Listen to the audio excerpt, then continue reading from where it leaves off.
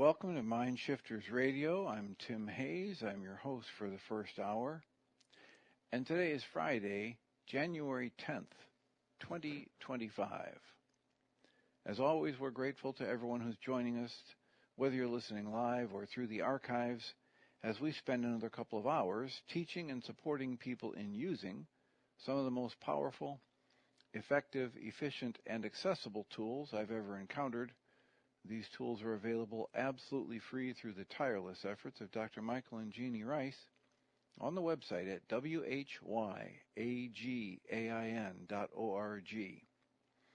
If you go to that website and click on the two words that say Start Here in the upper left-hand corner, it will take you to a page where you can download and read Chapter 24 of Dr. Michael Ryce's book. His book is titled, Why Is This Happening to Me Again? And that chapter of the book contains a narrative description and explanation of the primary tool in this work.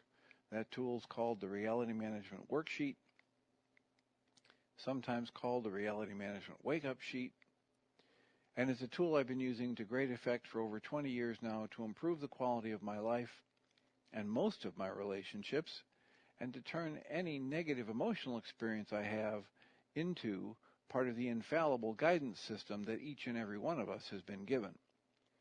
You can also download the actual worksheet process itself. It's a simple PDF file. Click the link, download it, print it off, copy it as often as you'd like, and use it over and over again, absolutely free. You can also download a whole host of audio files of shows just like this one, where people have been stepped through that worksheet process. And if you choose to listen to them even repeatedly, they can become a powerful tutorial for you to help you get maximum benefit from these tools in the shortest amount of time possible.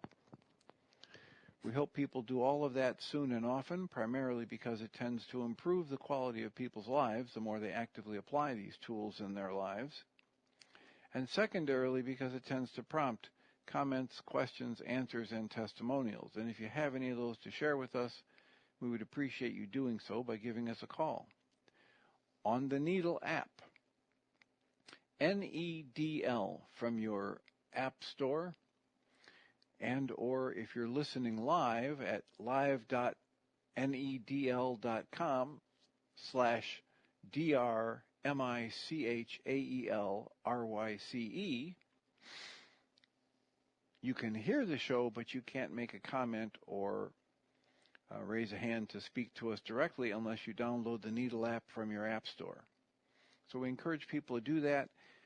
If you choose not to do that, or you're listening to this in the archives and you'd like to reach out, you can email me at tjh@mindshifters-academy.org.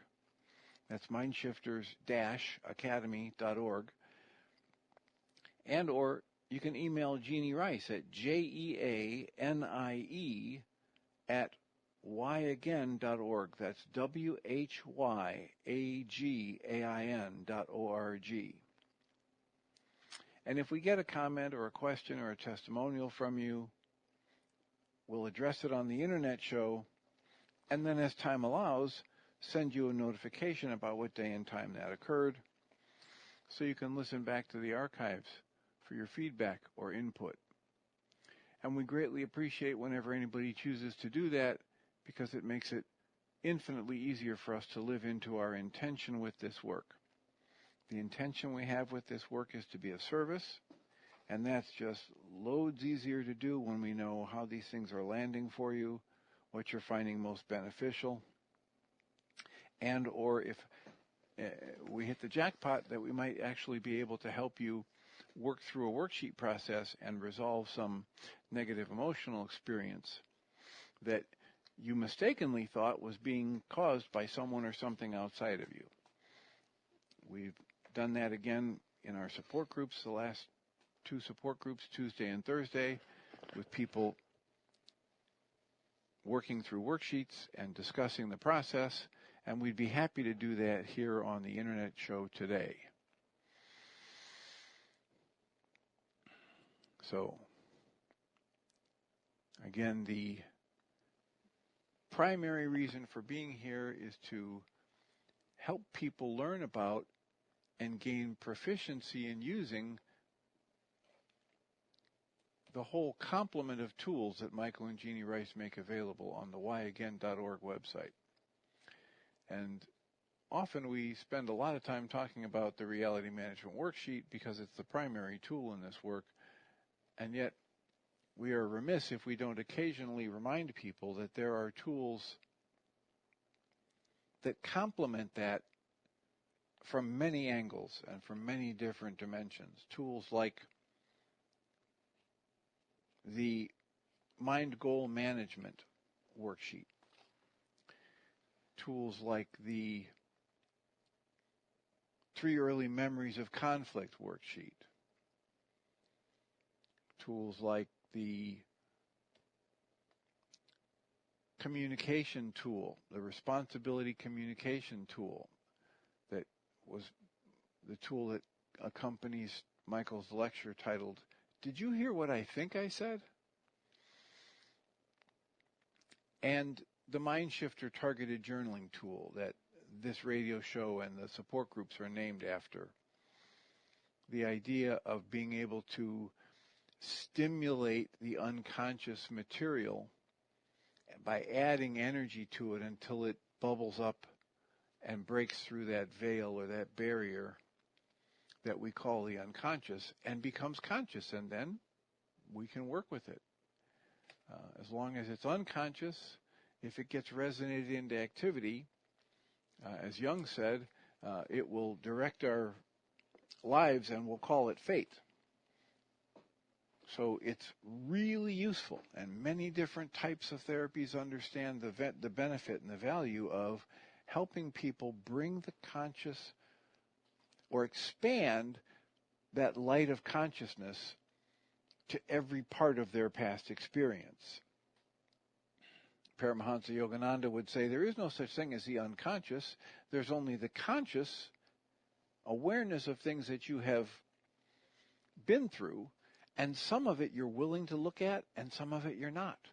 And the stuff we're not willing to look at, we hide behind the barrier, the veil, the blockage in our memory or our awareness, and we call it the unconscious. And so some of Michael Ryce's tools and offerings are designed to help us stir up and add enough energy to that material we've been hiding from ourselves that we can simply no longer hide it from ourselves. It becomes consciously aware, and then we can deal with it more. And some of the tools he presents are there to help us actually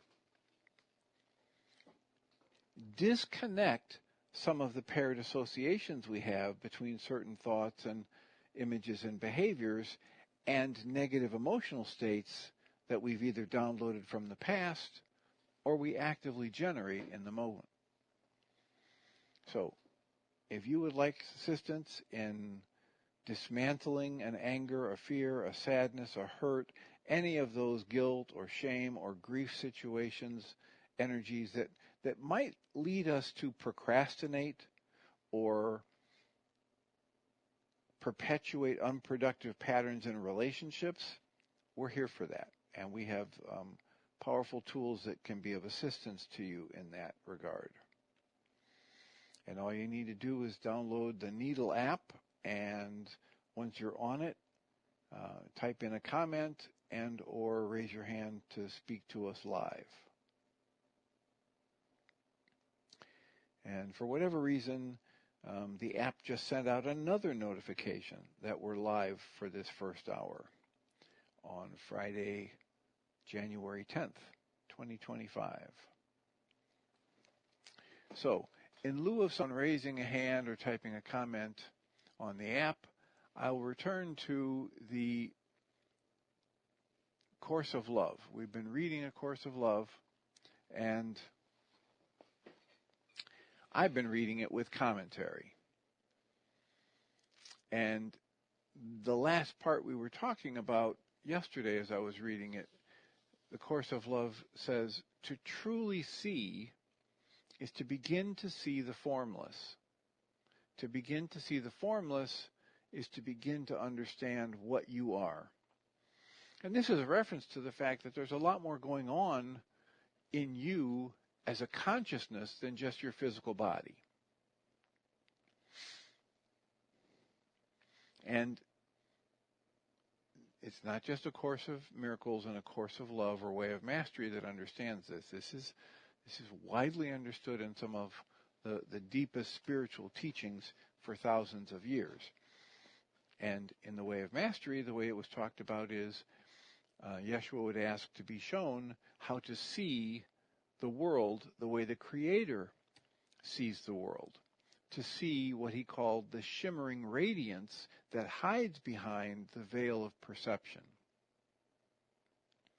And at one point in the third lesson, he said, I began to see that the greatest gift I would ever receive or could ever receive would only come to me as I dismantled every judgment and every perception about you, my brother and sister, and or the world around me.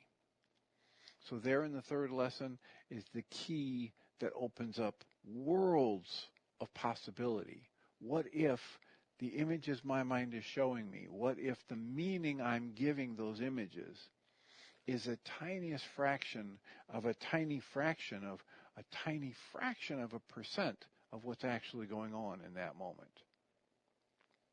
And what if the people that show up in my mind's images as solid people, individual, 12 years old, 37 years old, 90 years old, they are far more than anything my mind can comprehend. And they're far more, not just than the image that shows up in my mind, but far more than the physical body, this energy system that we call the physical body. So the Course of Love goes on and says, all that you now see are but symbols of what is really there before you. You persist in wanting only what your eyes can see and what your hands can hold, and you call these things real and all else unreal. You can close your eyes and believe that you are in the dark, but you'll not believe that you are no longer real. Close your eyes on all you have become accustomed to seeing, and you will see the light. In the light that comes only to eyes that no longer see with the physical realm, you will find the Christ who abides in you. In the Christ, in the Son of the Creator, in the offspring of the Creator, this person became man. 10 fingers, 10 toes, 2 arms, 2 legs. But love did not attach itself to that form and say, this is what I am. Love, this energy of creation, created that, but also everything else. And understands that these images and perceptions that we create are simply a representation of far more than we can comprehend. There is no form that is not just a symbol of something else. Form is but a representation. You see 1,000 forms a day with different names and different functions, and you think not that they are all the same. You place values on each one based on usefulness or pleasant appearance or popularity or on reputation. Each one you place in relationship to yourself, and so you do not even see that the form, the way it is only what you think it can do for you. You imprison form within your meaning, and still your meaning is truer than its form. You give all meaning to everything, and thus you populate your world with angels and demons. Their status is determined by who you would help and who you would thwart, and who you think would thwart you. Thus do you determine your friends and your enemies, and thus you have friends who become enemies and enemies who become friends. While a pencil may essentially remain a pencil in your judgment, at least as long as it has all the qualities that you've determined that pencil should have, few people can exhibit the qualities you have predetermined that they should possess at all times and in all places. And so, you think one disappoints you and another enthralls you.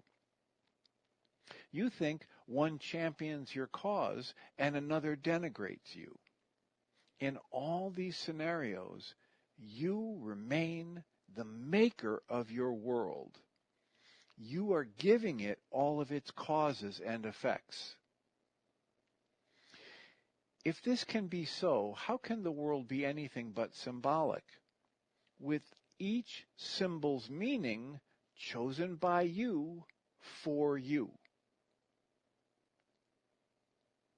Nothing is what it is, but only what it is to you. This is why thousands of people, hundreds of thousands of people probably, watched a football game. And at the end of the game, they watched the same game. At least everybody thought they were watching the same game. But at the end of the game, a certain percentage of the people were thrilled with the outcome, saying, our team is victorious. And another percentage of the people bored out of their minds, and another percentage of the people despondently sad because, quote, their team lost. They were all watching the same pageantry. They were all watching the same field of human beings in coordinated effort, in athletic prowess and halftime pageantry. How is it that some people end up very happy with the results of the game, and some people end up very sad, and some people end up bored and turn it off and walk away? Because each of us is giving everything around us all the meaning it has for us. This lesson comes right out of Way of Mastery and Course in Miracles and probably dozens of other teachings at a deep spiritual level. So, it's into this rank of confusion, the Course of Love goes on, it's into this rank of confusion that we bring a simple statement. Love is. Never changing, symbolizing only itself, how can it fail to be everything or to contain all meaning? No form can encompass love, for love encompasses all form. Love is the light in which form disappears, and love is all that it is. You who are looking for help wonder how this would help you. What is there left to say than what has already been said? What are these words but symbols? By my own admission, it is in what they symbolize that help arrives.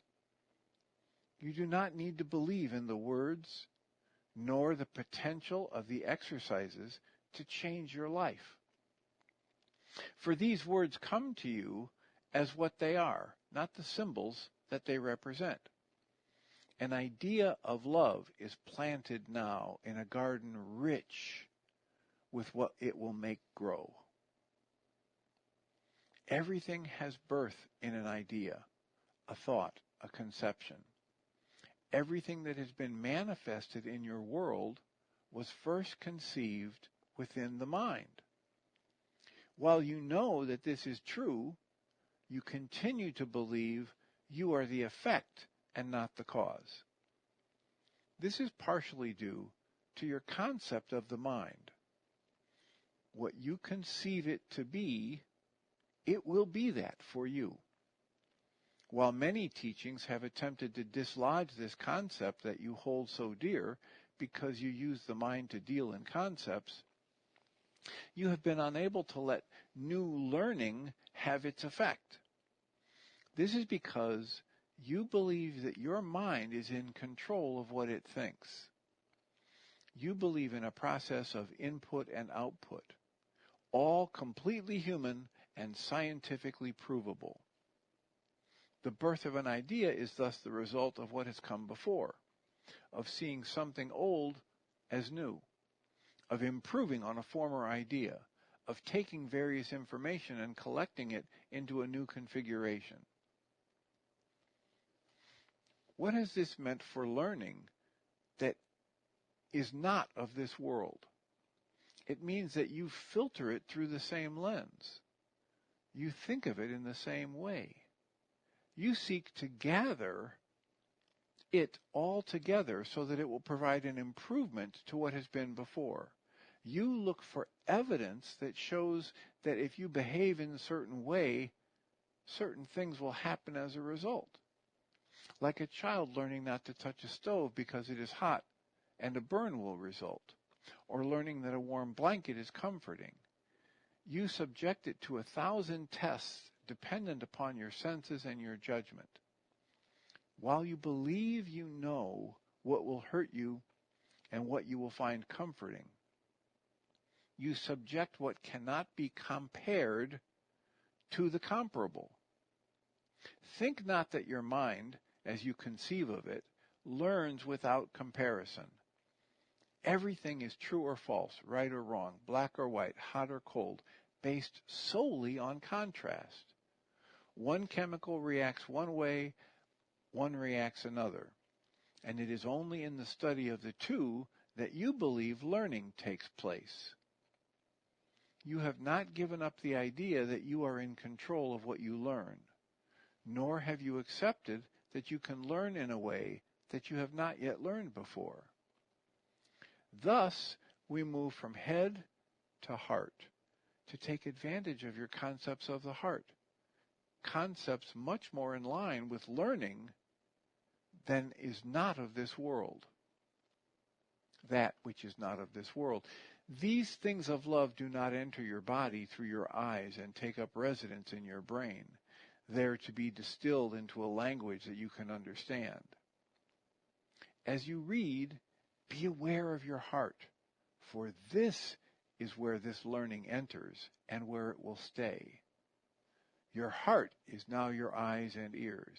Your mind can remain within your concept of the brain, for we bypass it now and we send it no information to process, no data for it to compute. The only change in thinking you're asked to make is to realize that you do not need the thinking. Now, it's a lot of words, and the essence of it is what Dr. Michael Ryce says over and over again. To really get this, to grow in love, to be aware of your true nature, you got to be out of your mind. To heal, you got to be out of your mind. He talks about the pseudo-solutions of the non-being mind. That the being mind, the mind of love, has spiritual faculties. And there's a false representation for each of them in the non-being mind. And he says the number one pseudo-solution of the non-being mind is, I'm going to figure it out. I'm going to pursue the intellectual course here. I'm going to stay stuck in believing that unless I can measure it and see it and hear it, it doesn't exist. I'm going to rely solely on my intellect as my primary user interface for life.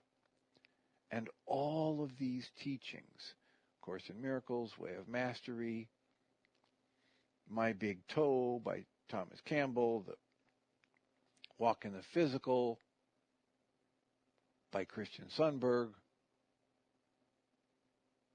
Paramahansa Yogananda, Krishnamurti, all of them say the wide open heart is a far better primary user interface for your life than your intellect. There's a lot more going on here than you can even begin to comprehend with the 9-bit mind, with the conscious logical mind. So over and over again, it's like I'm getting the image of massaging dough in the bread making process. This is what reading this Course of Love is like for me. It's so strong an echo of what's in the Course in Miracles and what's in the Way of Mastery, that it's just once again with a different pattern of words saying you must allow yourself to monitor what your mind is doing and step back from it. to understand that the chatter in your mind and your intellect is just a result of an automatic process, what Guy Finley calls the mechanical level of mind, that just churns and goes nowhere. It just churns and does its thing over and over again. It's the same process that Krishnamurti and David Bohm recognized having a fundamental flaw in the process of thought related to our mental, our emotional, our spiritual lives. Because the assumption is made that what we can think of and put into words and communicate to somebody else is all there is. And that when we speak a series of words about something, that's the truth of it. And all of these deep spiritual teachings say that's just a symbol pointing towards an experience that if you go step into it, you find there are no words for it. Your life starts to expand in a creative, vibrant, energetic, expansive way that you can't even imagine until you just let it happen, until you get your mind out of the process.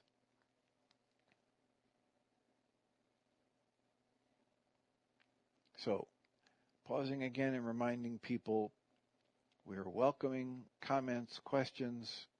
Either type it in the app under comments or hit the phone symbol on your app and you'll be in queue and I'll turn on the microphone and we can have a conversation. How is this landing for you? Is it making sense? Is it far too many words? Far too much repetition? Are you getting lost? Is there a way for you to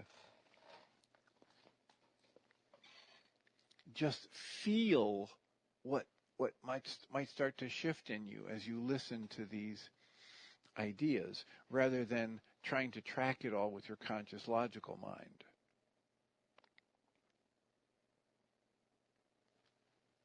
A little bit further on in the Course of Love, it says, what this will mean to you goes far beyond the learning of this course. One such concept given up and not replaced will free you beyond your deepest imaginings.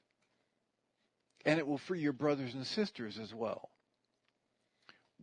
Just one concept that you hold on to so dearly and believe in, when it is dropped, when it's fallen, will help other concepts fall away as well. And yet, none is more entrenched than this one, the one we begin to let fall away. You have been unable to separate mind from body, brain from head, and intelligence from knowledge. For all of you who have been unable to do that, take heart. We give up trying.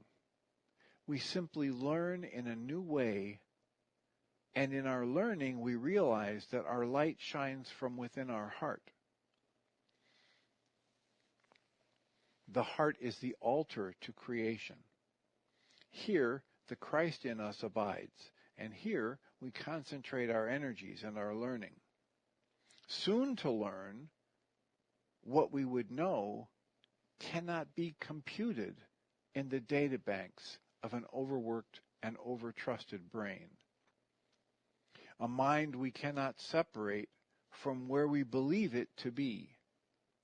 Our hearts, in contrast, go out into the world, to the suffering, to the weak of body and of mind. Our hearts are not so easily contained within the casing of our flesh and bone.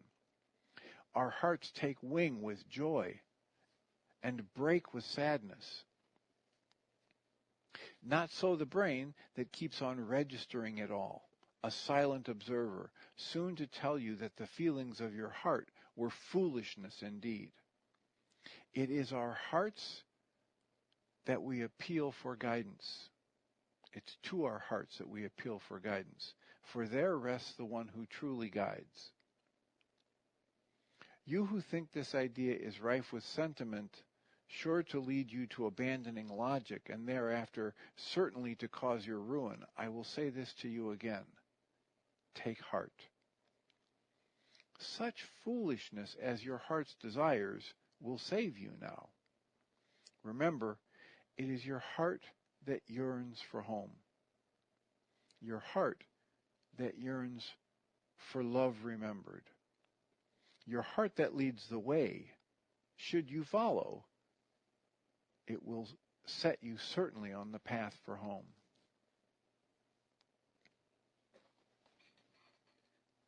So, for the conscious logical mind or the Western mind, it is absolutely dribble to think we can put our conscious logical mind and our logic aside and our intellect aside and talk to our heart, listen to our heart, and be guided by our heart. It's woo-woo, new age, silly putty. And yet, deep spiritual traditions for thousands of years invite us to try it for ourselves. Why not just take a period of time?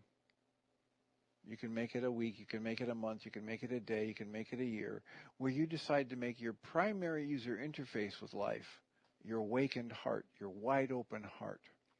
That you approach life from the perspective of being taught by life rather than trying to impose your thoughts about how life should be on this flow of life, this flow of energy we call life.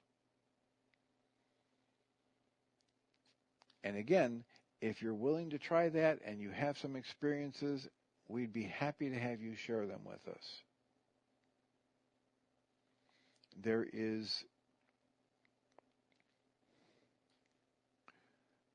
There's no way to talk about the ways my life has changed for the better the more I've applied the tools in this kind of work, the more I ask moment to moment to be taught by life, the more I make myself subordinate to life.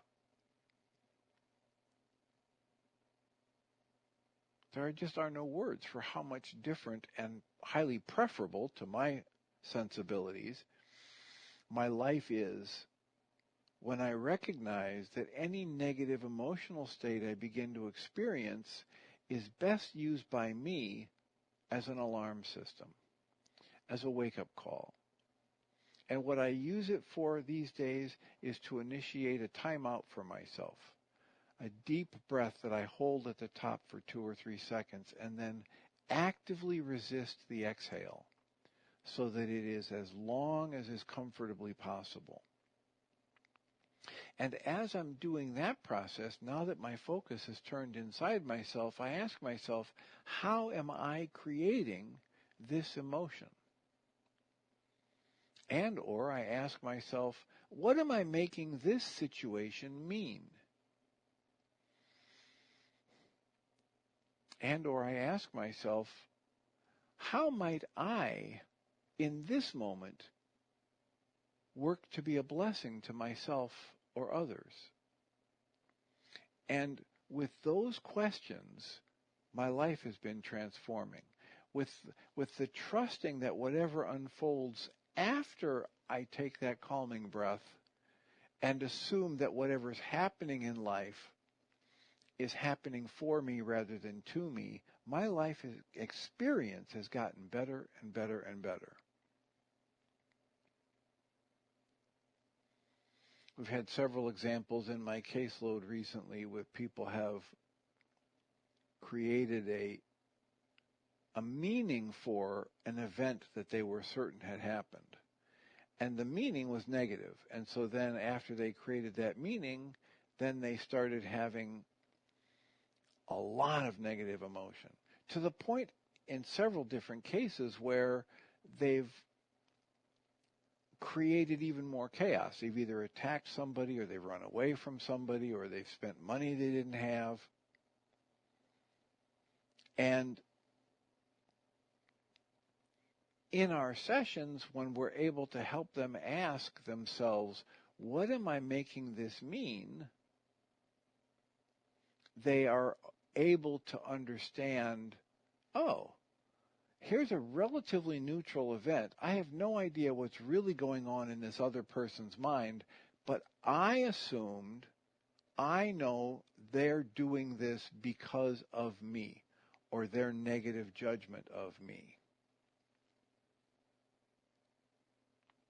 And it is almost always shocking to the individual when they realize they just selected a negative interpretation from the kaleidoscopic wheel of interpretations. It's an infinite wheel. And they just selected a negative one. There's probably a million times more neutral and positive interpretations available in that moment. But they're creating upset, pain, fear, sadness, hurt, rage, disgrace, disgust, because they've assumed whatever the dynamics are that are hitting their senses mean this negative thing about them. And I encourage you to step into that experience for yourself, to try this out.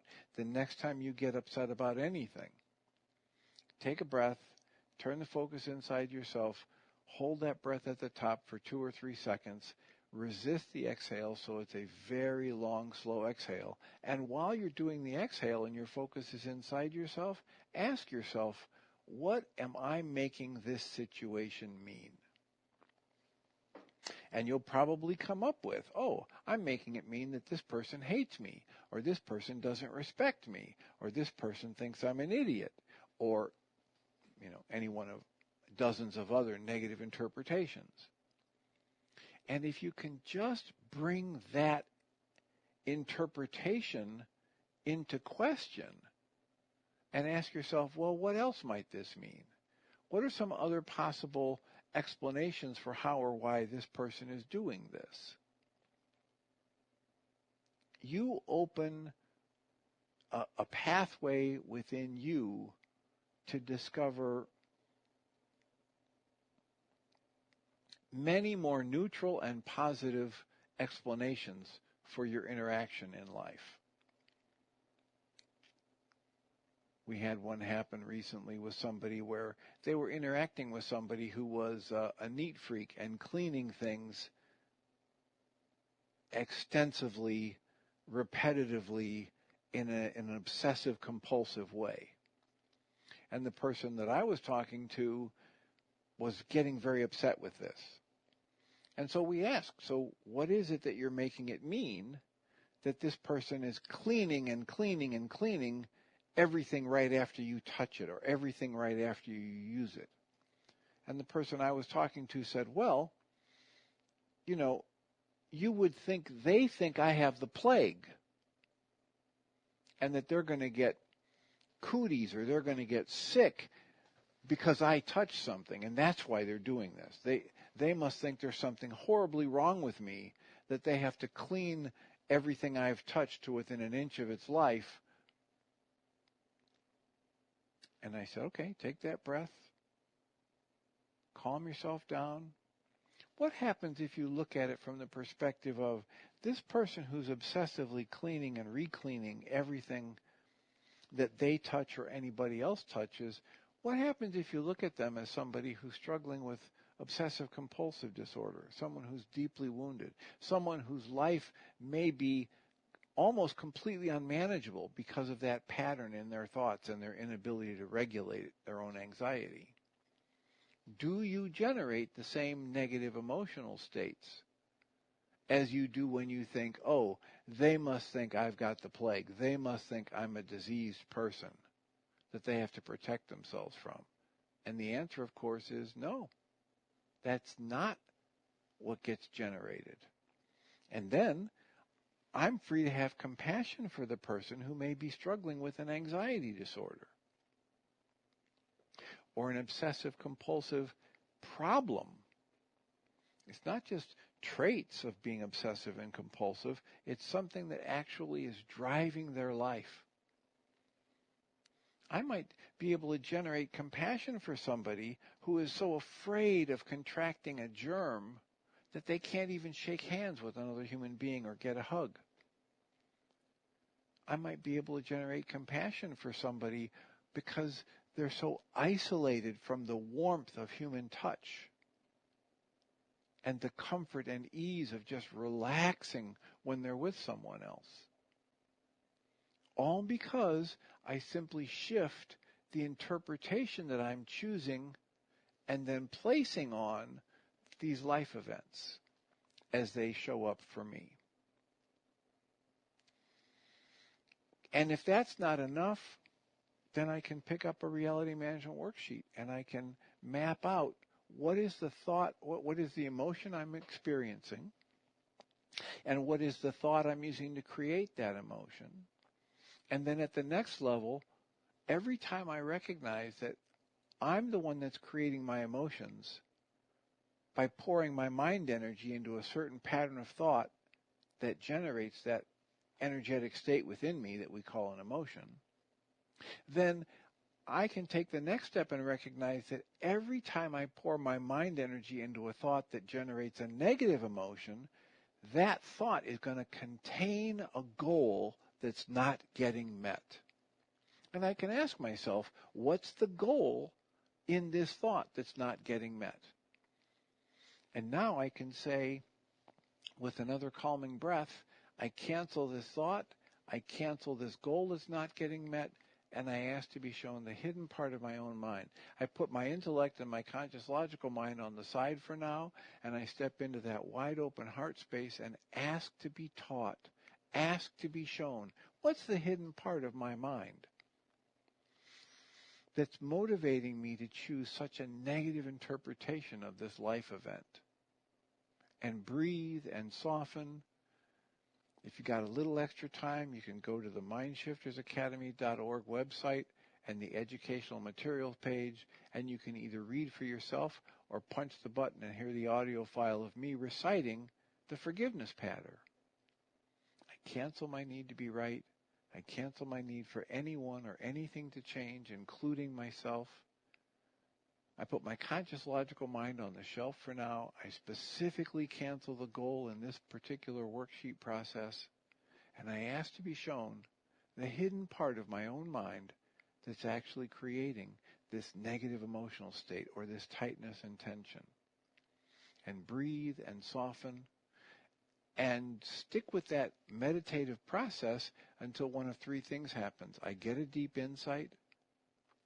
I notice that the energy is shifting and fading even though I don't have an insight, or I realize that my mind is just spinning and going to go nowhere for now.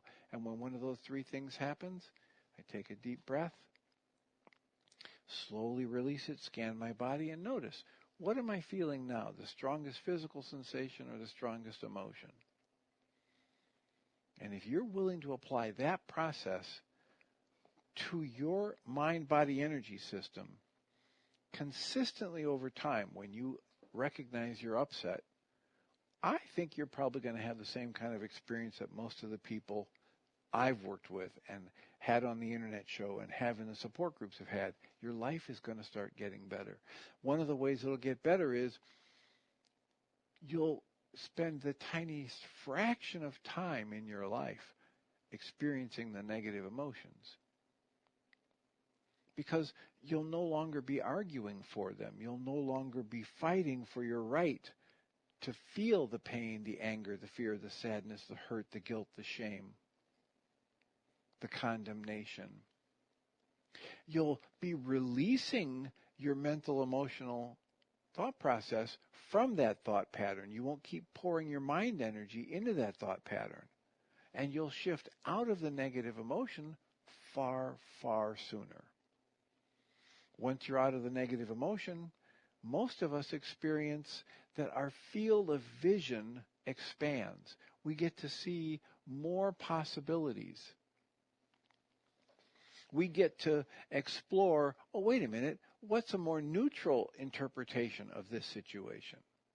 What's a positive interpretation of this situation that maybe has nothing negative in reference to me?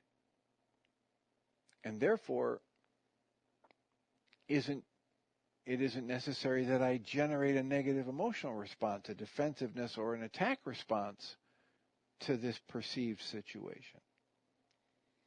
My perception is my creation.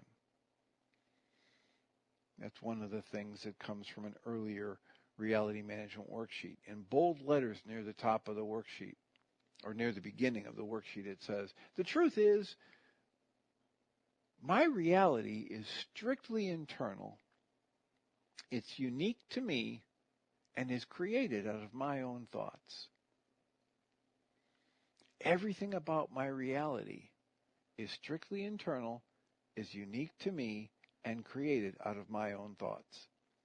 A little bit later on that worksheet, it says, with truth, or with blame, I hide my power. And when we do that worksheet in a support group or on the internet show, I meant to say whether it's a live or on the internet show or a support group, I stop people and say, now you just read the line that says, with blame I hide my power. What power is that referring to? And people often go silent because they don't know what I'm talking about. And I go back to the top of the worksheet where it says in bold, the truth is, my reality is strictly internal, is unique to me, and is created out of my own thoughts. That means I'm a very powerful creator of my own reality. And if I come down to the line where it says, with blame I hide my power, if I blame my reality or any part of my experience on you or she or him or them or it, I'm hiding from myself the fact that I created this experience. The power I'm hiding is my power to create my emotion in any given moment. And Abraham Hicks says that your greatest creation in any moment is your emotion in that moment. And if you're having any difficulty having an experience of creating or changing your reality, the Reality Management Worksheet is a tool that's available absolutely free at the website, whyagain.org.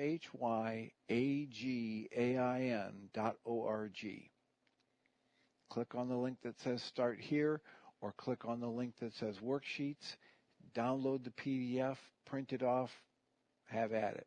Copy it over and over again, use it absolutely free, or go to your app store and type in the 3 words Heartland Aramaic Forgiveness. And before you're done typing the word forgiveness, you'll see the glowing heart icon.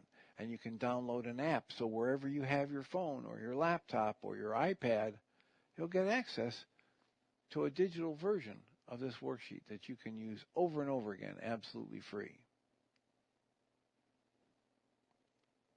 And that app has been a highly valuable companion for me for years. So thanks again to Jeannie and all the work she's done, all the time, intelligence, money, and energy that she's poured into that.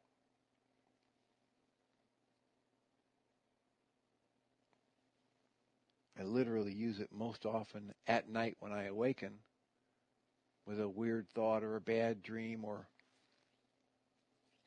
when I don't have pen and paper readily accessible.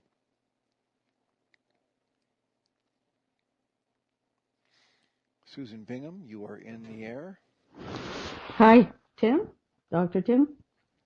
Yes, hello. Hi. Whoa, this has been a wonderful radio show. My question is, how to be in the heart and have the heart be okay to be in there. I feel as if I go in my heart and lead with my heart, I feel a lot of pain and confusion too. I mean, that's not a feeling. I realize confusion are a bunch of thoughts. I'll give the example. My son has just left for what he hopes to be many months sailing south down into the warmer areas and then maybe around to the southwest part of the United States or way around and going up to the west. This is sort of a bucket list / self-healing journey he's gone on. And he's going with a cousin who is about 10 years older than he is, and the cousin has had some serious challenge in his life, particularly his The 32-year-old father took his own life when the boy was only 10. And he has done well enough in his life, 2 marriages that didn't last, but 2 wonderful kids. And he and my son are going on this kind of vision quest / healing journey. And I'm so happy for them that they finally, the boat was struck by lightning months ago and they had to repair it, and it took months, and they're leaving at the worst possible time. It's very cold. And they've got special ways of dealing with that. But I am sad and I'm happy. And I don't know what to do with myself, but I certainly don't know. I don't know if this is the worksheet, because I don't want him to have been stuck here suffering with his anxiety, which, going through my journals, I see I have an entry practically every time I make an entry. There's a report about how my son is doing, and it's usually not good. Or it's an ecstatic moment when I'm saying he's feeling better and I feel released from having bands around my heart. And I realize that's very codependent, and I've gotten much better about that. But here I am in this mess of, I wouldn't know how to begin to sort anything out. Well, but here's the idea, is that you don't sort it out. That's going back into your intellect. It sure is, yeah. The idea of deciding to make your heart, your wide open, loving heart, your primary user interface, is that you do that and you just watch. You don't fix. You don't do. You just step back and become the observer, and you say, wow, my heart's taken me on a wild ride here. Sure is. Intense emotions, joy, happiness, excitement, and hope, fear, terror, upset, guilt, shame, whatever it is. And as Michael Singer would talk about, this process of the heart and watching the heart results in us understanding, wow, this heart has the capacity to play these emotional notes, this cacophony, the symphony of music, and that I never imagined I could have feelings like this before, or that the heart could have feelings like this before. It's the idea of watching what my heart does and understanding that's not who I am. Somebody asked, who is Michael Singer? What is Michael Singer? Michael Singer wrote the book The Untethered Soul and The Surrender Experiment and Living Untethered. And he's a very bright spiritual teacher that has at least written those 3 books. He does a lot of stuff with one of the Sounds True, that corporation. Oh, yeah. And so he has his own podcast. He's been doing more podcasts lately. So he's just another spiritual teacher who is a yogi. He's been studying in that tradition. He really dove into Paramahansa Yogananda's book, Autobiography of a Yogi, and others. And so back to you and the idea of the heart. Michael Singer is one who talks so much about the heart as separate from the mind, and what is the mind, and how you are not your mind or your heart, but that these are fields of energies, and you can step back. Your consciousness is who you are. You have the capacity to step back and watch what your heart does without labeling it as good or bad, right or wrong, but just noticing it's very quiet right now, it's very loud right now, it's very intense right now, it's generating this intense pain right now. One of the examples he gives is, he says, you can go to one of the great Shakespearean theaters and watch a play like Romeo and Juliet. And as you're sitting there in the audience, you can be struck by how this is the most powerful rendition of this story you've ever experienced. You're crying, you're laughing, you're on the emotional roller coaster following the story and the characters, and it's so powerful. Your heart is breaking for the tragedy of the love story, etc. And yet, other times you feel this deep, compassionate love for the young lovers, and it's so intense that you say to yourself, "Oh my gosh, this is so good! I've got to bring all my friends here. I've got to tell my neighbors. I've got to," because it's such a powerful, intense, emotional experience. Because you're watching it happen on stage and your heart is responding. And yet, if you go through a tragic love experience and love gained and lost like that story, you don't want to bring other people into it. You don't think it's so great. You don't want to pay money to have it happen. Because in that case, you've mistaken this energy of the heart and the love and the loss and the grief, you've mistaken that as something related to your fundamental nature, and that you're damaged or broken or that you won't be able to survive it. When in truth, it's just an energy system that you can step back and watch. That's the trouble. Stepping back and watching. Disconnecting from it. That's a very ancient religious idea, a spiritual idea, detaching. Buddhists do that. Detaching. Exactly. Yep. The Hindus do it, the Buddhists do it, the Catholic mystics do it. Okay, so somebody asked in the comments, what worksheet variant was I reading from? It's an older 12-step worksheet process that we used for years in the support group. The most recent one before Michael went to the 7-step worksheet process. So that's all I can tell you, is that it's one of the 12-step models in the worksheet process. And another person's asking, who's the woman I interviewed earlier and played the interview on the break? Her name is Corinne Zupko, Zupko, and her book was From Anxiety to Fear. And that's an interview that's available. You mean from fear to wait. Yeah, from fear to anxiety, or from anxiety to love. There you go. Right, Anxiety to Love is the title of that book. I'm trying to do 5 different things here. Somebody's texting me. People are typing in comments on the app. I'm watching the time. Yeah, there are 12 different text From messages anxiety that to just fear. came in. Yeah. That was good. Yeah. So From Anxiety to Love, and her work is based on deep study and work with the Course in Miracles.